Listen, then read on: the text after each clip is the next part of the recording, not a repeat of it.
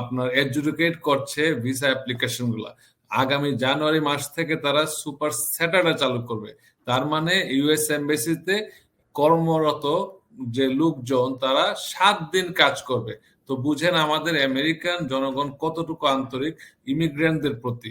So এই ধারাবাহিকতা হয়তো চলবে। বর্তমান প্রশাসন এবং পরবর্তী প্রশাসন তারা এখন বুঝতে পারবে যে অবৈধ ইমিগ্রেশনকে সুযোগ না দিয়ে বৈধ ইমিগ্রেশন যদি এই দেশে আসে তাহলে ইকোনমিতে ডেভেলপমেন্ট হবে বেশি, এবং এটা বিবেচনা করে হয়তো বা ইউএস এমবাসি বিভিন্ন দেশে খুব ভালোভাবে কাজ করবে এবং ভিসাগুলো ইস্যু হবে, তবে যে যোগ্যতা অনুযায়ী তারা হয়তো ভিসা ইস্যু করবে। এবং আমরা আশা করছি যেহেতু সুপার ফ্রাইডে সুপার স্যাটারডে চালু করছে, এতে হয়তো অনেকের যে দীর্ঘসূত্র তারা কেটে যাবে বলে আমরা আশা করছি। ব্যাকলগ গুলো যেটি অনেকেই দুশ্চিন্তায় আছেন, কারণ অনেকেরই পরিবারের সাথে